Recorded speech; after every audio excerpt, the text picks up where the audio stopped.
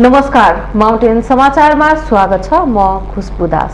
नमस्कार, म पुष्पा श्री कार्की। सुरुमा मुख्य समाचार।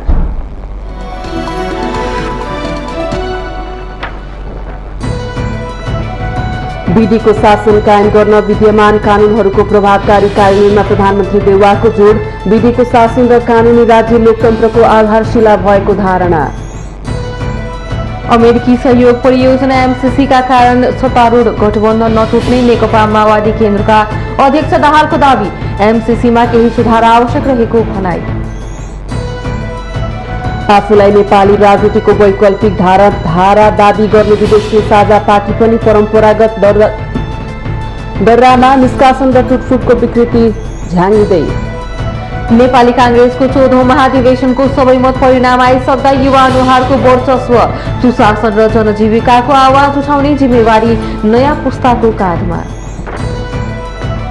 नेकपा माओवादी केन्द्रको स्थायी समिति बैठक बस्दै राष्ट्रिय सम्मेलनमा पेश गरिने राजनीतिक दस्तावेजका साथै तयारीका विषयमा छलफल हुने।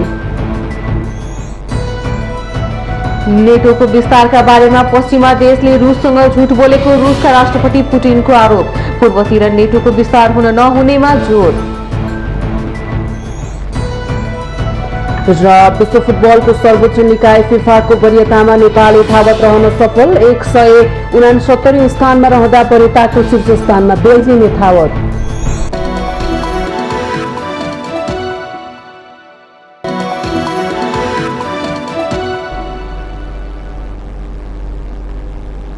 अब समाचार विस्तारमा। प्रधानमन्त्री शेरबहादुर देउवाले विधिको शासन कायम गर्न विद्यमान कानूनहरूको प्रभावकारी कार्यान्वयन गर्नु आवश्यक रहेको बताउनु भएको छ। बिहिबार महान्यायाधिवक्ताको कार्यालयको 71औं स्थापना दिवस समारोहलाई सम्बोधन गर्दै प्रधानमन्त्री देउवाले मुलुकमा विधिको शासन कायम गर्नका लागि विद्यमान कानूनहरूको प्रभावकारी कार्यान्वयनमा जोड दिनु भएको हो। विधिको शासन र कानूनी राज्य लोकतन्त्रको आधारशिला भएको उल्लेख गर्दै प्रधानमन्त्री देउवाले मुलुकको शासन प्रभावकारी र पूर्वाग्रह रहित ढंगले चलाउनु राज्यको महत्वपूर्ण जिम्मेवारी भएको बताउनुभयो।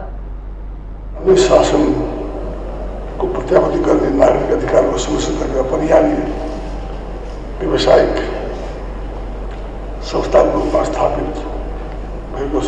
यस अवसरमा यो संस्थालाई अवसरमा ल्याउने काम गर्नुहुने सबैलाई हार्दिक धन्यवाद दिन चाहन्छु। मुलुकको शासन प्रभावकारी पूर्वाग्रह रहित कार्यान्वयन राज्यको प्राथमिक महत्वपूर्ण जिम्मेदारी अन्तर्गत पर्दछ। महान्यायाधिवक्ताको कार्यालयले स्थापना कालदेखि नै विधिको शासन प्रवर्धन गर्ने काममा भूमिका खेलिरहेको उहाँको भनाइ छ। उहाँले कानूनको प्रभावकारी कार्यान्वयन र मानव अधिकारको संरक्षणमा महान्यायाधिवक्ताको कार्यालय र सरकारी वकिलहरूको भूमिकाको प्रशंसा समेत गर्नुभयो।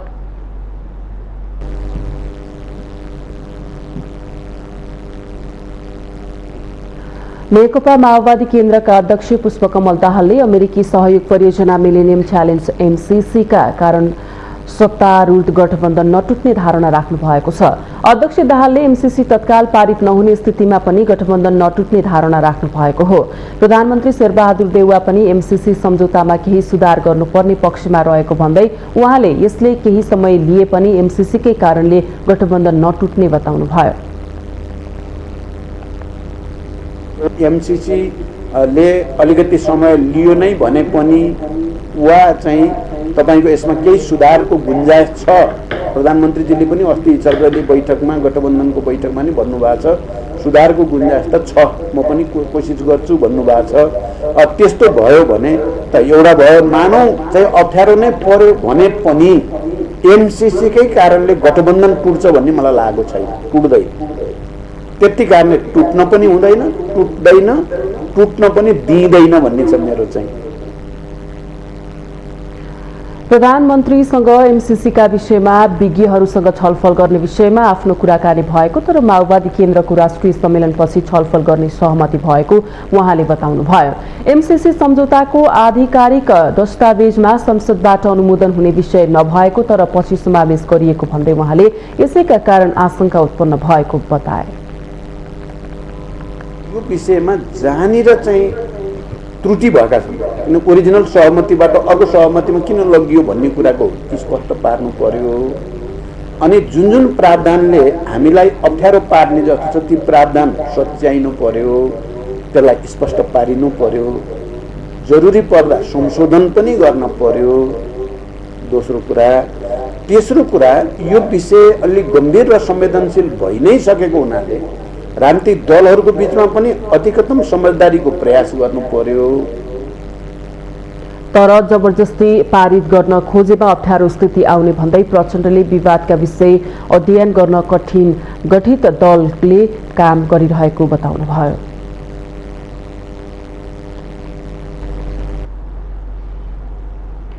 आफूलाई नेपाली राजनीतिको वैकल्पिक धार भन्दै चिनाउँदै आएको विवेकशील साझा पार्टीले पनि पछिल्लो समय पुराना दलहरूले जस्तै टुटफुट र निष्कासनकै बाटो पछ्याएको छ। विचार र एजेन्डा विपरीत लागेको भन्दै पार्टीका संयोजक मिलन पाण्डेलाई निष्कासन गरेको केही दिन बित्न नपाउँदै काठमाडौँ महानगरपालिकाको मेयरको उम्मेद्वार बनेर चर्चामा आएकी युवा नेत्री रन्जु दर्शनाले सो पार्टी परित्याग गरेसँगै विवेकशील साझामा अन्य दलकै रोग सरेको चर्चा हुन थालेको छ। पुराना दलका कारण थुप्रिएको राजनीतिको फोहोर बढार्ने भन्दै अघि बढेको विवेकशील साझा पार्टी पनि अन्ततः पुरानै दलहरूको बाटोमा हिँड्न थालेको छ। अध्यक्ष रविन्द्र मिश्रले गत महिना संघीयता र धर्मनिरपेक्षताबारे जनमत संग्रह गरिनुपर्ने प्रस्ताव ल्याएसँगै विवेकशील साझामा आन्तरिक विवाद उत्कर्षमा पुगेको हो। यसमा असन्तुष्टि जनाउँदै आएका पार्टी संयोजक मिलन पाण्डेलाई केही दिन अघि मात्रै निष्कासन गरिएको छ। पार्टी लाइन, पार्टी त एउटा विधि पद्धति अनुशासनमा चल्छ। त्यो विधि पद्धति अनुशासनभन्दा बेगरका क्रियाकलाप गर्न खोज्ने भइसकेपछि पार्टीले कठोरतापूर्वक, खुसियाली होइन, कठोरतापूर्वक निर्णयहरू पनि कतिपय बेलामा गर्नुपर्छ। जुन पछिल्लो समय अब पार्टीका संयोजक हुनुहुन्थ्यो मिलन पाण्डेजी, उहाँलाई सदस्य नरहने गरी निष्कासन गरिएको छ। किनभने उहाँको क्रियाकलाप त्यही किसिमको थियो जुन आदर्शले हामी पार्टी स्थापित गरेका थियौँ। किनभने पार्टीभित्र मात्रै होइन, भोलि मुलुक पनि विधि पद्धतिले चल्छ, अनुशासनले चल्छ होइन। त्योभन्दा बेगरका क्रियाकलाप त सही हुँदैन। उहाँको लागि मात्रै होइन, भोलि मैले पनि यो पार्टीमा जे गरेँ भने म पनि पार्टीभन्दा माथि छैन। गत वर्ष मङ्सिर 24 गते तत्कालीन साझा पार्टी र विवेकशील नेपाली दलबीच दोस्रो पटक एकता हुँदै विवेकशील साझा पार्टी बनेको थियो। त्यसअघि 2074 साउन 11 गते पहिलो पटक साझा पार्टी र विवेकशील नेपाली दलबीच एकता भएको थियो। नेपाली राजनीतिक दलहरूको टुटफुटको मूल चरित्रमा सुधार आउन सकेको छैन। मूलधारका राजनीतिक दलदेखि वैकल्पिक भनिएका सम्मको दलहरूको सानो सानो न्युमा पार्टी फुटाउने र नयाँ दल खोल्ने प्रवृत्तिप्रति पूर्व प्रधान सेनापति रूपमान्द कटुवालको तर्क यस्तो छ। एकदमै प्रतिबद्धता, एकदमै अलिकति आर्थिक अब जनतालाई विश्वास दिलाउन सक्ने एउटा चाहिँ करिस्मेटिक भन्छ नि, त्यो डाइनामिक एउटा चाहिँ योसँग नेतृत्व क्षमता छ भन्ने कुरा, त्यो विश्वास दिलाउने र त्यो चाहिँ अलिकति पहिचान बनाउने, देशभित्र मात्र होइन देश बाहिर छिमेकहरूमा र बाहिर पनि देश एउटा चाहिँ इमेज बनाएको त्यस्तो मान्छेको चाहिँ खाँचो हुन्छ जस्तो लाग्छ। त्यही खाँचोले गर्दाखेरि यो बन्न सकिरहेको छैन। विवेकशील साझा पार्टीको नेता तथा काठमाडौँ महानगरपालिकाको मेयरको उम्मेद्वार बनेर तेस्रो भएपछि चर्चामा आएकी युवा नेत्री रन्जु दर्शनाले पनि विवेकशील साझा पार्टी परित्याग गर्नुले पनि वैकल्पिक राजनीतिक भन्दै आएका विवेकशील साझा पार्टीमा प्रश्न उब्जिएको छ। तर विवेकशील साझा पार्टीका नेता तथा कार्यकर्ताहरू भने यसलाई सामान्य रूपमा लिन्छन्। यो टुटफुट भन्दा टुटफुट भएको छैन होइन। विवेकशील साझा अघि पनि भनिहालेँ मैले, एकै ठाउँमा छ। कोही व्यक्तिहरू, असन्तुष्ट साथीहरू छुट्टै जानु भएको छ। विवेकशील साझा एकै ठाउँमा भएको कारणले गर्दाखेरि अब अहिले जसरी हामी हिँडिरहेछौँ त्यसै गरी नै अगाडि बढ्छ। अब कोही साथीहरू फेरि पनि पोलिटिक्स गर्छु, मैले यही पार्टीले लिएको दस्तावेजलाई नै अङ्गीकार गरेर अगाडि बढ्छु भनेर सोचाइ राखेर आउनुहुन्छ भने उहाँहरूलाई स्वागत छ। जो साथीहरू चाहिँ अब बस्न सकिँदैन, यो नेतृत्वमा चाहिँ हामीले काम गर्न सकिँदैन, अगाडि बढ्न सकिँदैन भनेर सोचाइ राख्नुहुन्छ नि उहाँहरू जानुहुन्छ। परम्परागत राजनीतिका विकृति अन्त्य गरी नयाँ पद्धति र संस्कार स्थापित गर्ने दाबीसहित सुरु गरिएका वैकल्पिक दल व्यक्ति केन्द्रित अभ्यासकै कारण टुटफुट हुनुले मूलधारका राजनीतिक दलभन्दा फरक नभएको सन्देश दिएको छ। नेपाली राजनीतिक दलहरूबाट वितृष्ण जागेका जनतामा नयाँ दलप्रति ठूलै आशा देखिन्थ्यो, जसको ज्वलन्त उदाहरण थियो विवेकशील साझा अनि पार्टीले 2074 सालको तिनै तहको निर्वाचनमा केही ठाउँमा पाएको उल्लेख्य मतको त्यसैको परिणाम। तर अहिले परम्परागत दलकै नियति दोहोऱ्याइरहँदा वैकल्पिक धारको राजनीतिको सम्भावना भने न्यून बन्दै गएको छ। माउन्टेन टेलिभिजन एचडीका लागि बटुकराज गिरीको रिपोर्ट। नेपाल बार एसोसिएसनका अध्यक्ष चण्डेश्वर श्रेष्ठले प्रधान न्यायाधीश सोलेन्द्र शमशेर जबरालाई महाभियोग लाग्न सक्ने संकेत पाएको बताउनु भएको छ। बिहीबार सर्वोच्च अदालतमा बारको नियमित विरोध कार्यक्रम सकिएपछि सञ्चारकर्मीलाई प्रतिक्रिया दिँदै अध्यक्ष श्रेष्ठले प्रधान न्यायाधीश जबराको बहिर्गमनका लागि बारले राखेको प्रस्तावमा राजनीतिक दलका नेताहरूले ध्यानाकर्षण भएको संकेत पाएको बताउनु भएको हो।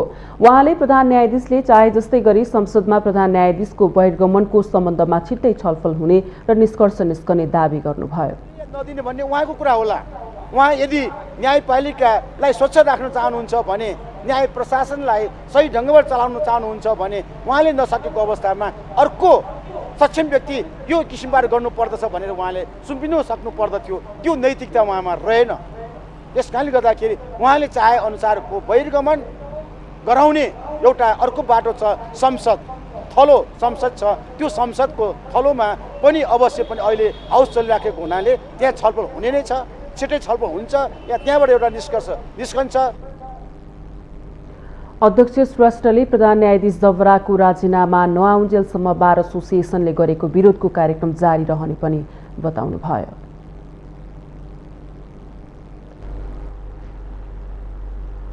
नवनिर्वाचित नेपाली कांग्रेसको केन्द्रीय कार्य समितिको पहिलो बैठक आगामी पुस 10 गते बस्ने भएको छ। कांग्रेस केन्द्रीय कार्यालय मुख्य सचिव कृष्ण प्रसाद पौडेलले 14औं महाधिवेशनबाट निर्वाचित केन्द्रीय कार्य समितिको पहिलो बैठक पुस 10 गते शनिबार बस्ने गरी तयारी भइरहेको बताउनु भएको हो। बिहीबार मतगणना सकिएपछि 9 गते शुक्रबार सभापति सहितका पदाधिकारी र केन्द्रीय कार्य समिति सदस्यलाई निर्वाचन समितिले प्रमाणपत्र वितरण गर्ने र 10 गते केन्द्रीय कार्य समितिको पहिलो बैठक बस्ने उहाँको भनाइ छ। कांग्रेसको 167 स्तरीय केन्द्रीय कार्य समिति मध्ये सभापति, 2 उपसभापति, 2 महामन्त्री र 8 सहमहामन्त्री सहित 134 सदस्य निर्वाचित भएका छन्। कोषाध्यक्ष निर्वाचित केन्द्रीय सदस्य मध्येबाट मनोनित गर्ने व्यवस्था विधानमा छ। 33 जना केन्द्रीय सदस्य पनि मनोनित गर्ने व्यवस्था कांग्रेसको विधानमा छ।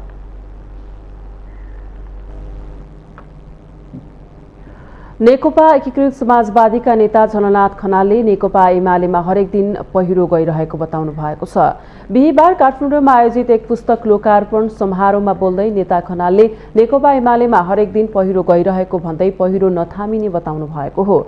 एमाले दक्षिणपन्थी अवसरवादको आहालमा डुबिसकेकाले जति मलजल गरे पनि सो पार्टी अगाडि बढ्न नसक्ने उहाँले बताउनुभयो। नेता खनालले एमाले लगातार तल झरिरहेको र विखण्डनतर्फ गइरहेको दावी गर्नुभयो। उहाँले कम्युनिस्ट आन्दोलनलाई सही दिशामा अगाडि बढाउने कार्यभार नेकपा एकीकृत समाजवादीको रहेको जिकिर गर्नुभयो। दिशामा अगाडि बढाउने, समाजवादको दिशामा अगाडि बढाउने र यो 72 वर्षको कम्युनिस्ट आन्दोलनका असल परम्पराहरू जुन असल सिद्धान्तहरू जुन हामीले निर्माण गरेका र असल कार्यदिशाहरू जुन तिनीहरूको रक्षा गर्दै त्यसलाई यो नयाँ परिस्थितिमा अझ सृजनशील ढङ्गले विकास गर्ने र यो देशलाई समाजवादको लक्ष्यतर्फ, खास गरी वैज्ञानिक समाजवादको लक्ष्यतर्फ अगाडि बढाउने ऐतिहासिक जिम्मा अहिले समयले हाम्रो पार्टीलाई दिएको छ। उहाँले सुखी नेपाली समृद्ध नेपालको नारा आफूले एमालेको 9 महाधिवेशनमा अगाडि सारेको समेत दावी गर्नुभयो।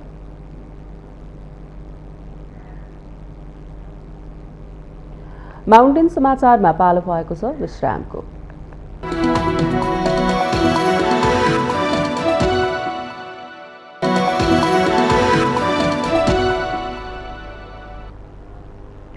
विश्रामपछि स्वागत छ। अब बाँकी समाचार। नेपाली कांग्रेसको 14औं महाधिवेशन अन्तर्गत सबै क्लस्टरको मतगणना सकिँदा कार्य समितिमा युवा अनुहारको वर्चस्व देखिएको छ। शनिबारका लागि बोलाइएको केन्द्रीय कार्य समितिको पहिलो बैठकले मनोनित तर्फका सदस्यहरू टुङ्गो लगाएर कुल 167 सदस्यीय केन्द्रीय समितिले पूर्णता पाउने सम्भावना छ। युवा नेतृत्वको उदय भएको पृष्ठभूमिमा युवा नेताले अबको कांग्रेस कस्तो बनाउलान् सबैको चासोको विषय बनेको छ।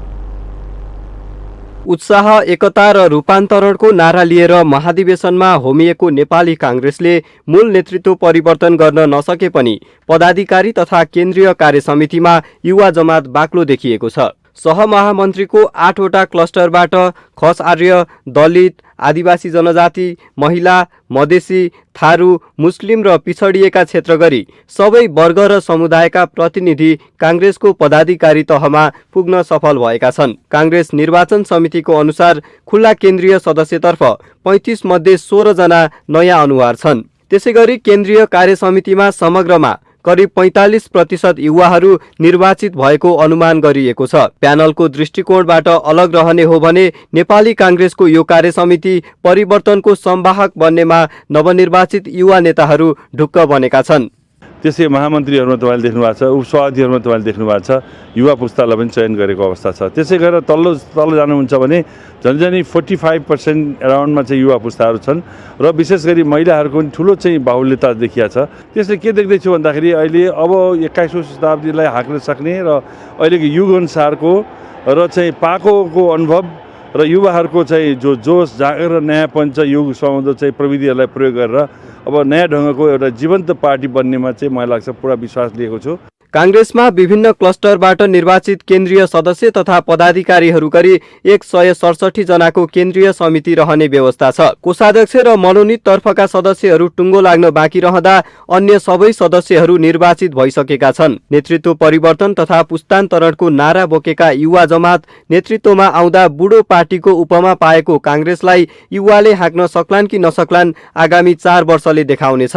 बीपीको सिद्धान्तबाट विचलित भएको आरोप लाग्ने काङ्ग्रेस विधानको बाटोमा लिएर जाने तथा जनजीविकाको सवालमा आवाज उठाउने जिम्मेवारी नयाँ पुस्ताको काँधमा आएको छ। अब हामीले सुरुमा पार्टीलाई विधि विधानको बाटोमा लिएर जाने, महाधिवेशनपछि डे 1 बाटै विधानको अक्षरशः परिपालना गर्ने एउटा पार्टी, एउटा आधुनिक पार्टी, विधि व्यवस्थामा आधारित पार्टी बनाउँछौँ भनेका छौँ। पुस्ता बदलिएपछि पुस्तासँगै केही परिवर्तन पनि हुन्छ भन्ने मान्छेको अपेक्षा हो। यदि हामीले नयाँ पुस्ताले चाहिँ केही नयाँ चाहिँ रूपान्तरणको कार्यशैली देखाएनौँ भने, गति देखाएनौँ भनेदेखि झन् ठुलो निराशा हुन्छ। नेतृत्वमा आशालाग्दो अनुहार देखिए पनि पार्टीभित्र मौलाएको गुट उपगुटले काङ्ग्रेसको आन्तरिक चरित्र र राष्ट्रिय राजनीति नै प्रभावित भएको तितो यथार्थ हो। पार्टी व्यथितिप्रति बारम्बार आवाज उठाउने गगन थापा, विश्वप्रकाश शर्मा लगायतका युवा नेताहरू अब जवाफ दिने भूमिकामा निर्वाचित भएका छन्। प्रतिनिधिहरूको विश्वास जितेको युवा पंक्ति जिम्मेवारी वहन गर्न कतिको सक्षम होला त्यसले काङ्ग्रेसको आगामी दिशा तय गर्नेछ। माउन्टेन टेलिभिजन एचडी का लागि क्यामेरामा निखिल कपालीका साथमा सुजन चालिसेको रिपोर्ट। शिक्षा मन्त्री देवेन्द्र पौडेलले शिक्षक सेवामा 17,500 अपुग दरबन्दी पद पूर्ति गर्ने तयारीमा सरकार रहेको बताउनु भएको छ। बिहिबार प्रतिनिधि सभा अन्तर्गतको शिक्षा तथा स्वास्थ्य समितिको बैठकमा बोल्दै शिक्षा विज्ञान तथा प्रविधि मन्त्री पौडेलले शिक्षक सेवा आयोगलाई सक्रिय बनाएर 17,500 शिक्षकको दरबन्दी अपुग रहेकाले पद पूर्ति गर्ने तयारीमा रहेको बताउनु भएको हो। माध्यमिक, निम्न माध्यमिक र प्राथमिक तहका शिक्षक सेवा आयोगले दिएको दरबन्दी आवश्यकता पूरा गर्न गरी विज्ञापन खुला गरिने बताउँदै मन्त्री पौडेलले शिक्षक सेवा नियमावली मन्त्री परिषदबाट पारित भइसकेको जानकारी दिनुभयो। त्यो चाहिँ हामीले दुईटा प्रक्रिया त्यहाँ सुरु गरेका छौँ। माध्यमिक, निम्न माध्यमिक र प्राथमिक दुईटै तहको विज्ञापन खोल्ने र त्यो जति चाहिँ पहिला आयोगले दिएको दरबन्दीको आवश्यकता त्यसलाई चाहिँ पुरा गर्ने र शिक्षक सेवा आयोग नियमावली संशोधन क्याबिनेटबाट पारित भइसकेको छ। मन्त्री पौडेलले बैठकमा संसदले उठाइएको एसई परीक्षा प्रणाली खारेज गर्ने विषयमा सरकारवाला निकायहरूसँग छलफल भइरहेको बताउनु भएको छ। उहाँले सरकारले यसअगाडि नै कक्षा 12 सम्म विद्यालय तह घोषणा गरिसकेकाले एसई गर्ने कि नगर्ने भन्ने विषयमा मन्त्रालयमा दैनिक जस्तो सरकारवाला निकायहरूसँग छलफल गरिरहेको बताउनु भयो। उहाँले यो विषयमा मन्त्रालयले कसैको दबावमा काम नगर्ने बताउनु भयो। त्यस्तै मन्त्री पौडेलले प्रारम्भिक बाल शिक्षा पढाउने शिक्षकलाई 6,000 तलबमा काम गर्नु लगाउनु अन्याय भएको बताउनु भयो। उहाँले मन्त्रालय सरकारले श्रमिकलाई तोकेको तलब दिनुपर्छ भन्ने पक्षमा रहेको पनि बताउनुभयो। मन्त्रालयले सरकारले तोकेका तलब दिने भनेर निर्णय गरेको तर केही पालिकामा लागू नभएको बताउनुभयो।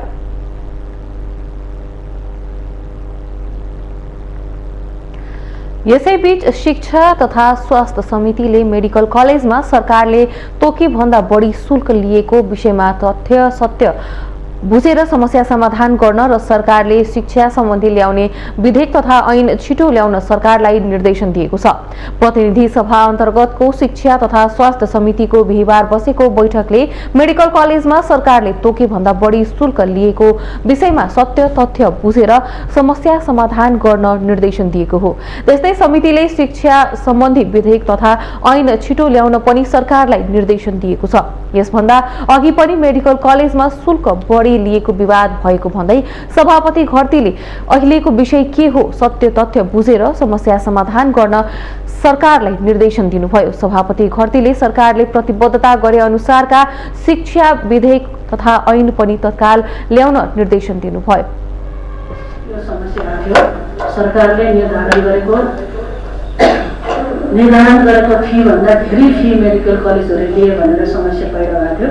त्यति बेला पनि हामी फेरि समितिले समाधानको दिशातिर लगेका थियौँ, मन्त्रालयले त्यो गरेको थियो। अहिले पनि त्यो बाहिर मिडियामा व्यापक आइरहेछ। यसको अब के हो सत्य तथ्य बुझेर त्यसको हल गर्ने दिशातिर जाओस् भन्ने हामी समितिको तर्फबाट मन्त्रालयले निर्देशन दिन चाहन्छौँ। त्यस्तै बैठकले यसअघि नै समितिले एसईई परीक्षा नगर्न भनेर सरकारलाई दिएको निर्देशन कार्यान्वयन गर्न पनि सरकारलाई ध्यानाकर्षण गराएको छ।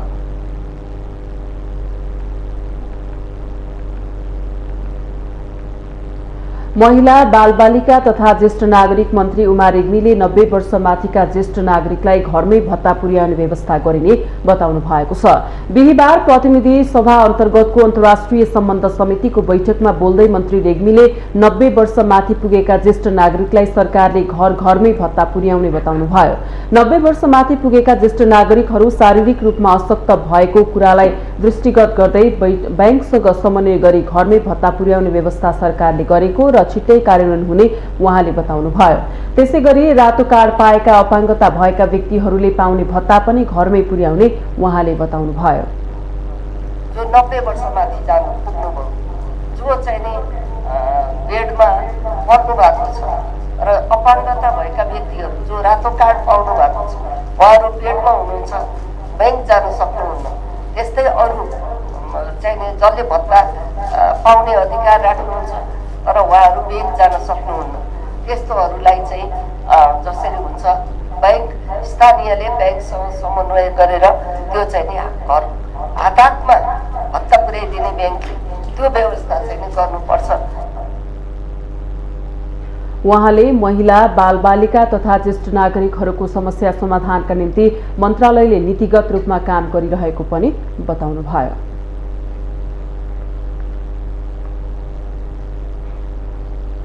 नेकपा माओवादी केन्द्रको स्थायी समिति बैठक बस्ने भएको छ। आज बिहान पार्टी कार्यालय पेरिस डाँडामा बैठक बिहान 8 बजेका लागि बोलाइएको छ। पुस 11 गतेबाट सुरु हुने राष्ट्रिय सम्मेलनमा पेश गरिने राजनीतिक दस्तावेज, राष्ट्रिय सम्मेलनका अन्य विषयबारे बैठकमा छलफल हुने जनाइएको छ। प्रचण्डले तयार गरेको राजनीतिक प्रतिवेदनमाथि स्थायी कमिटिका सदस्यले दिने सुझावलाई समेटेर पूर्णता दिने तयारी गरिएको छ। माओवादीले यस पटक राष्ट्रिय सम्मेलनमा विचारको बहस हुने बताएको छ।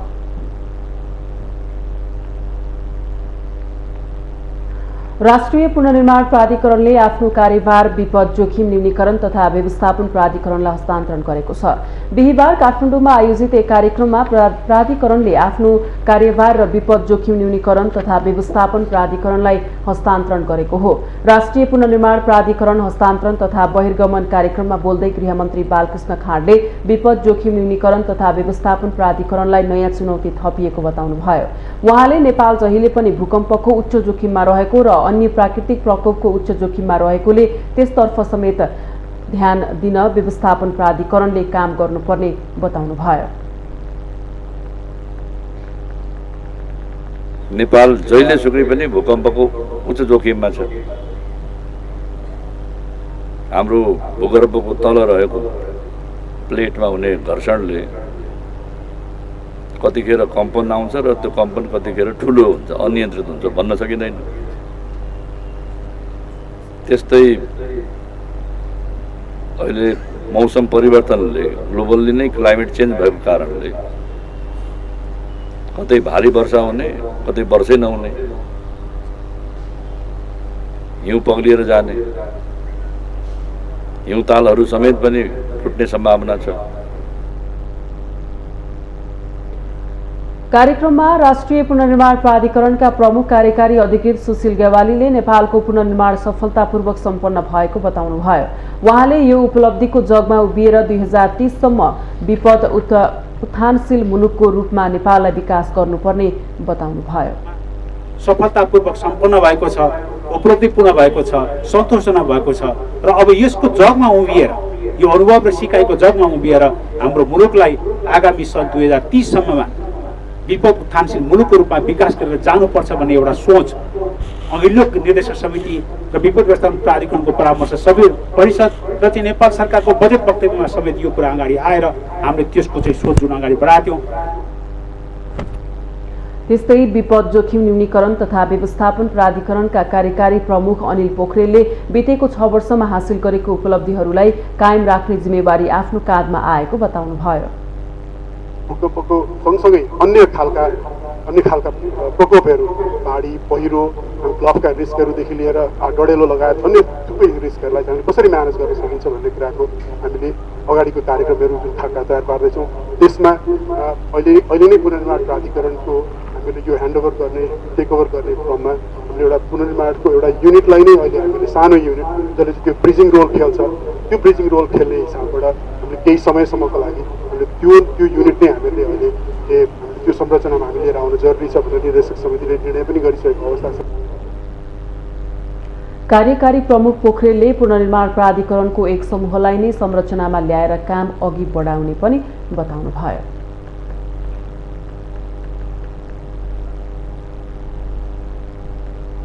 यति बेला देशभरि चिसो बढेको छ। चिसो मौसममा स्वास्थ्यमा देखिने विभिन्न समस्या मध्येको छाला सम्बन्धी रोग पनि प्रमुख हो।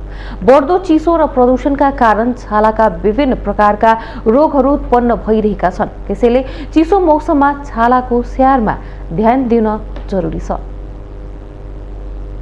चिसो बढेसँगै मानिसको छालामा विभिन्न प्रकारका समस्याहरू देखिने गर्छ। छाला सुक्खा र फुस्रो हुने, हावा र चिसोको एलर्जी हुने लगायत विभिन्न छाला सम्बन्धी समस्याहरू चिसोयाममा देखा पर्छन्। जाडोमा छाला फुस्रो हुनुको मुख्य कारण हावामा आर्द्रता कम हुनु हो। हावामा आर्द्रता कम हुने हुनाले त्यसको प्रभाव हाम्रो शरीरमा पर्ने हुँदा मुलायमपना कम हुँदै जाँदा छालासँग सम्बन्धित विभिन्न समस्या देखिने गर्छ। त्यसकारण यो समयमा गर्मीको भन्दा बढी छालाको हेरचाह गर्नुपर्छ। सुक्खा हावाले छालाभित्रको मोइस्चर सोच्ने हुँदा फुस्रो हुने गर्दछ। त्यसैले छालामा मोइस्चराइजर लगाउन उपयुक्त हुन्छ। जाडोमा तातो पानीको अधिक प्रयोग र हिटर, एसी जस्ता विद्युतीय सामग्रीहरूको उपयोग गर्दा पनि छाला फुस्रो हुने भएकाले होशियार रहन डाक्टर रूपक घिमिरे सल्लाह दिनुहुन्छ। विन्टरको बेलामा चाहिँ अलिकति ड्राई इन्भाइरोमेन्ट हुन्छ र त्यसमा पनि फेरि हामीहरूमध्ये कतिजनाले चाहिँ तातो पानीले नुहाउने, होइन, हिटर एसीहरूमा बस्ने, त्यसले गर्दाखेरि पनि छालाहरू सुक्खा हुने, झन् ड्राई हुने खालको समस्याहरू हुनसक्छ। सो त्यही कारणले सर्वप्रथम त हामीले नुहाइ गर्दाखेरि धेरै तातो पानीले ननुहाउने, हल्का मन्द तातो पानीले मात्र नुहाउने गर्ने र नुहाइसके पछाडि धेरै जस्तो चाहिँ टावेल ड्राई गरिसके पछाडि हामीले मोइस्चराइजरहरू लगाउनुपर्छ। सो मोइस्चराइजर चाहिँ फेसमा मात्र होइन, जिउहरूमा, हात गोडाहरूमा पनि मोइस्चराइजरहरू लगाउने। गोलभेडा, आलु, कागती लगायत घरायसी वस्तुहरू हात मुखमा दल्दा छाला सफा हुन्छ भन्ने कुरा गलत रहेको छाला तथा सौन्दर्य विशेषज्ञ डाक्टर शुभेच्छा कार्की बताउनुहुन्छ। उहाँका अनुसार सी वाटर, कोका वाटर, हेलिरोनिक एसिड, ग्लिसरिन लगायत तत्त्व भएको मोइस्चराइजर लगाउनुपर्छ। बजारमा पाइने विभिन्न प्रकारका प्रोडक्टहरू विज्ञको सल्लाह बिना लगाउँदा अनुहार लगायत छालामा त्यसको विपरीत असर पर्न जाने र पछि उपचार गर्दा पनि पुरै समस्या हल नहुने हुँदा आफ्नो छालाको स्वभाव पहिचान गरेर मात्रै क्रिम लगाउन डाक्टर कार्की सुझाव दिनुहुन्छ। स्किन केयर गर्दाखेरि पहिलो पार्ट चाहिँ अब हाम्रो वरिपरि यति धेरै प्रडक्ट्स, यति धेरै एडभर्टिजमेन्ट, यति धेरै कुराहरू छ कि हामी कन्फ्युज हुन जान्छौँ र हामी धेरै कुरा एकैचोटि र मल्टिपल कुरा पटक पटक गरेर युज गर्दा झन् हाम्रो प्रब्लम बढ्छ भने स्किन केयरमा पहिलो पार्ट भनेको चाहिँ आफ्नो स्किन चिन्ने। तपाईको स्किन सेन्सिटिभ छ कि, ओइली छ कि, ड्राई छ कि, कम्बिनेसन छ कि, सो यो कुरा चिन्नुभयो भने अनि कुनै पनि तपाईँले चाहे हामीसँग आएर सल्लाह लिएर होस् वा ऱ्यान्डमली बजारमै पनि प्रडक्ट लिँदाखेरि त्यसमा लेबलहरू हुन्छ, जस्तै यो कुन स्किन टाइपको लागि हो। चिसोमा धेरै समय घाममा बस्दा सूर्यमा हुने विकिरणका कारण अनुहारमा देखिएको चायापोतो झनै बढ्ने गर्दछ। अझ काठमाडौँको बढ्दो धुलो र धुवाँका कारण छाला सम्बन्धी विभिन्न प्रकारका जटिल समस्याहरूको सामना गर्नुपर्ने अवस्था रहेकाले सबैले आफ्नो छाला तथा अनुहारको सुरक्षामा सजग रहन जरुरी छ। माउन्टेन टेलिभिजन एचडीका लागि बिन्दु अधिकारीको रिपोर्ट। माउन्टेन समाचारमा पालो भएको छ विश्रामको।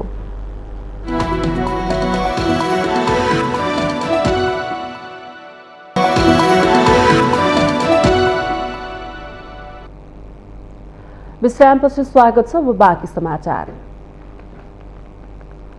नेपाल प्रहरीले बुटवलका स्थानीय समुदायमा पुगेर सामुदायिक अङ्कपत्रको विधिको प्रयोग सम्बन्धी कार्यक्रम सम्पन्न गरेको छ। बुटवलको वडा नम्बर 3 मा प्रहरीले समुदायको सहयोगबाट कसरी कामहरू सञ्चालन गर्न सकिन्छ भनेर कार्यक्रम गरेको हो। ट्राफिक प्रहरीले दुर्घटना न्यूनीकरणमा प्रहरी र समुदायको भूमिकालाई प्रभावकारी बनाउन आवश्यक रहेको जनाएको छ। मान्छे सबै जम्मा, हामी सबै समुदाय जम्मा भएर प्रयोगात्मकै तरिकाले यसलाई चाहिँ यो विधिबाट प्रमाणित गर्दैछौँ। अङ्क दिएर कुन कुन सूचक, विभिन्न किसिमका 8वटा सूचकहरू निर्माण गरेर सूचकको ती 8वटा सूचकहरूमध्ये सूचकको अवस्था कस्तो छ, होइन, त्यसको स्तर कस्तो छ भनेर यसलाई अङ्क दिएर 1 देखि 10 सम्मको अङ्क छ, त्यसमा अङ्क दिएरै हामीले त्यसलाई मापन गरेका छौँ। यही विधि हो। प्रहरी नायब निरीक्षक समुदाय प्रहरी साझेदारी कार्यक्रम अन्तर्गत समाजमा अभिमुखीकरण गर्ने र समुदायको सहयोगमा प्रहरीका काम कारबाहीलाई कसरी प्रभावकारी बनाउने भन्ने विषयमा जोड दिएको थियो। ट्राफिक व्यवस्थापन तथा सुरक्षित यात्रामा समुदायको भूमिकालाई प्रभावकारी बनाउनु पर्ने र यस्ता कार्यक्रमलाई प्राथमिकता दिनुपर्ने बताइएको छ।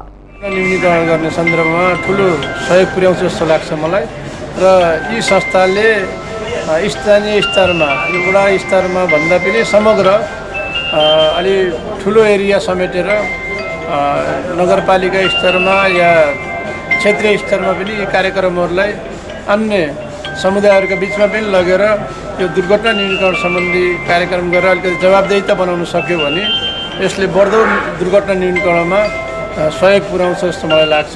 यो अहिले नेपालमा अहिले बुटोल वडा नम्बर 3 मा सामुदायिक प्रहरीले राखेको सडक दुर्घटना न्यूनीकरण कार्यक्रममा प्रहरी, सामुदायिक व्यक्तित्वहरू, सबै पत्रकार, सबै मित्रहरू बसेर कार्यक्रम गरेको छ। यो कार्यक्रम प्रभावकारी देखिएको छ। प्रहरीले सामुदायिक अङ्कपत्र विधिमा समुदाय प्रहरी साझेदारी कार्यक्रमको मूल्याङ्कन गर्नेछ। यसैबीच दार्चुला स्थित नेपाल भारत सीमा नाकाबाट नेपाल आउजाउ गर्नेहरूको एन्टिजेन परीक्षण गर्न थालिएको छ। कोभिड-19 को नयाँ भेरिएन्ट ओमिक्रोन नेपाल भित्रिन नदिन दार्चुला स्थित सीमा नाकामा आउजाउ गर्नेहरूलाई कोरोना विरुद्धको पूरा मात्रा लगाएको प्रमाण देखाउन र एन्टिजेन परीक्षण गर्न थालिएको हो। दार्चुला स्थित नेपाल भारत जोड्ने अन्तर्राष्ट्रिय सीमा नाकाहरू लाली झोलङ्गे पुल, जौल जीवी झोलङ्गे पुल, दत्तु झोलङ्गे पुल, खलङ्गा झोलङ्गे पुल र तिगडम झोलुङ्गे पुलहरूबाट नेपाल प्रवेश गर्ने सबैलाई खोप लगाएको प्रमाण र एन्टिजेन समेत परीक्षण गरेर मात्रै नेपाल प्रवेश गर्न दिएको जिल्ला जनस्वास्थ्य अधिकृत जयराज भट्टले जानकारी दिनुभएको छ। दार्चुलामा स्वास्थ्य मन्त्रालयबाट 15,600 डोज मोडर्ना खोप प्राप्त भएको र 12 वर्षमाथि बालबालिकालाई यही पौष 5 गतेदेखि 8 गतेसम्म जिल्लाभरिका 140 खोप केन्द्रहरूबाट खोप लगाइएको जिल्ला जनस्वास्थ्य अधिकृत भट्टले जानकारी दिनुभयो।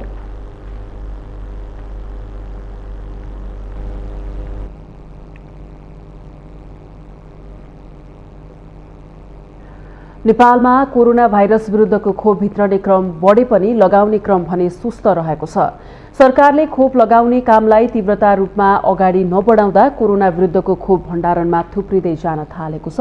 सरकारले एकै दिन 3 लाख भन्दा बढी नागरिकलाई खोप लगाउन सक्ने बताए पनि पछिल्ला केही दिन यता खोप लगाउनेको संख्यामा कमी आएको छ। अहिलेसम्म नेपालमा 3,85,39,000 मात्रा खोप आएकोमा 1,18,00,000 मात्रा खोप भण्डारणमा रहेको छ।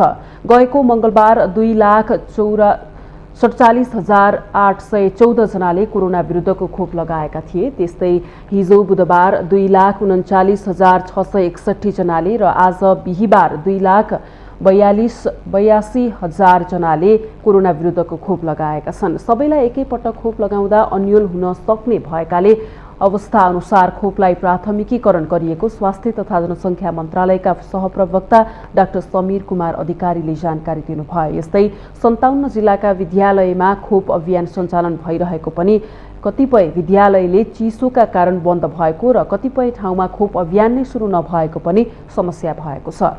तर सिरिन्जको अभाव नै भइसकेको अवस्था भने नभएको मन्त्रालयको भनाइ छ। आज शुक्रबार पनि 50 लाख सिरिन्ज भारतको कोलकाताबाट नेपाल आइपुग्ने उहाँले बताउनुभयो।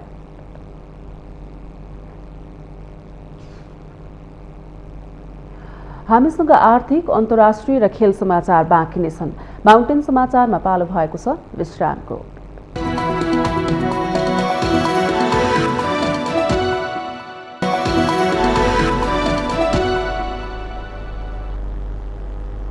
विश्रामपछि स्वागत छ। अब पालो आर्थिक समाचारको। आर्थिक समाचारको साथमा मेरो देश मेरो जगदम्बा सिमेन्ट, गुणस्तरको नयाँ स्तर रिद्धि सिद्धि सिमेन्ट, 53 ग्रेड र 43 ग्रेडको सर्वोत्तम सिमेन्ट अपग्रेडेड स्ट्रेन्थका साथ।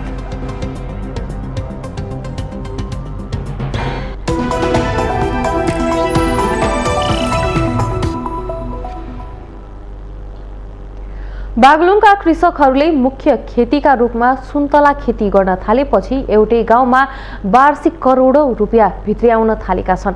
सुन्तलाको व्यावसायिक खेतीले परनिर्भरता हट्नुको साथै पैसा कमाउन विदेश नै जानुपर्छ भन्ने सोच पनि बिस्तारै हट्दै गएको छ।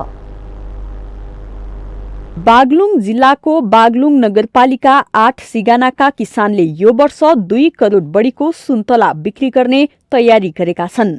अन्नबाली भन्दा सुन्तला खेती गर्दा राम्रो आमदानी हुन थालेपछि किसानहरू सुन्तला खेतीतर्फ आकर्षित भएका हुन्। सिगानामा अहिले प्रति किलो 60 देखि 80 रुपैयाँमा सुन्तला बिक्री भइरहेको छ। केही वर्ष अघिसम्म सुन्तला खेती गरे पनि बजार अभाव हुने र उत्पादन राम्रो भए पनि बिक्रीका लागि ठूलै सकस बेहोर्नुपर्ने बाध्यता थियो। तर अहिले बजारको समस्या नरहेको किसानहरूले बताएका छन्। मैले सुरु गरेको व्यवसाय ढङ्गबाट मैले 32 सालदेखि सुन्तला लगाउन सुरु गरेँ। 37मा अलि ठुलो व्यवसायिक किसिमबाट 100 बोट लगाएँ र त्यो 37 सालदेखि अहिलेसम्म अब यसलाई निरन्तर रूपमा यही व्यवसायमा म तल्लिन्छु।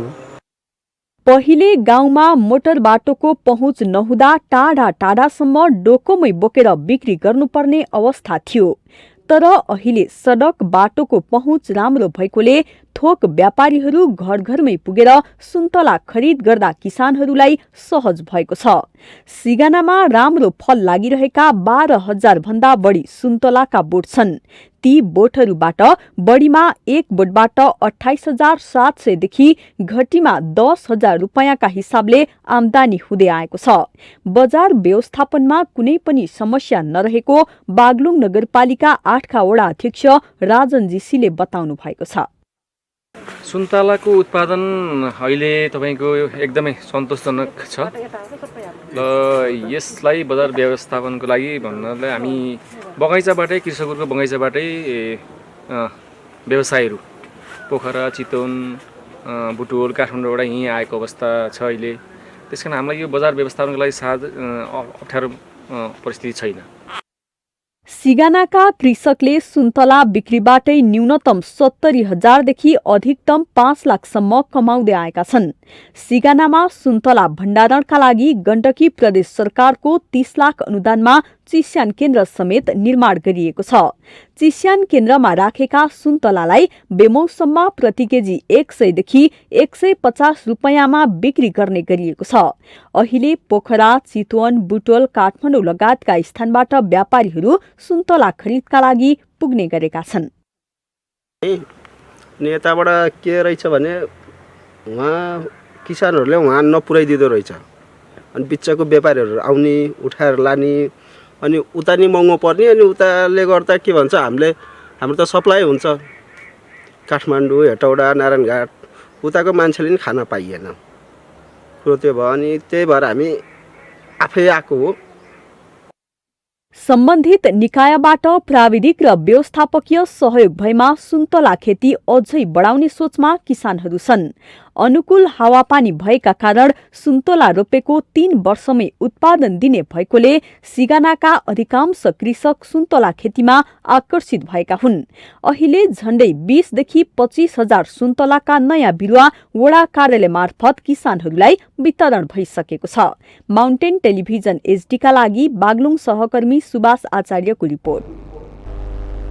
यो सँगै हामी माउन्टेन समाचारको अन्त्यमा आइपुगेका छौं। जाँदा जाँदै मुख्य समाचार पुनः एकपटक।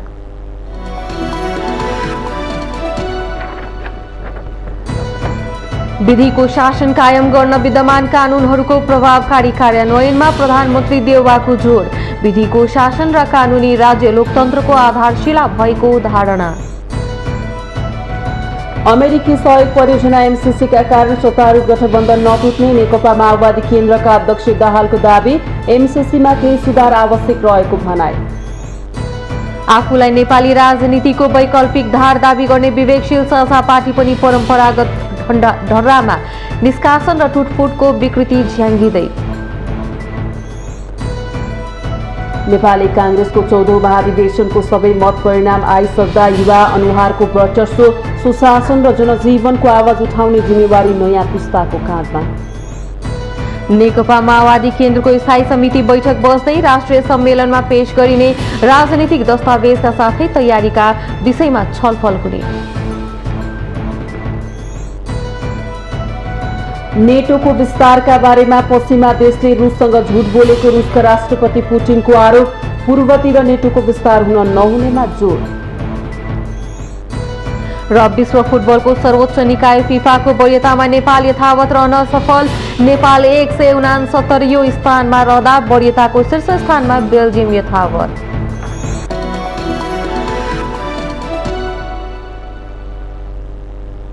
माउन्टेन समाचार अहिलेलाई सकियो। सत्य, तथ्य र निष्पक्ष समाचारका लागि हेर्दै गर्नुहोला माउन्टेन टेलिभिजन एचडी। नमस्कार।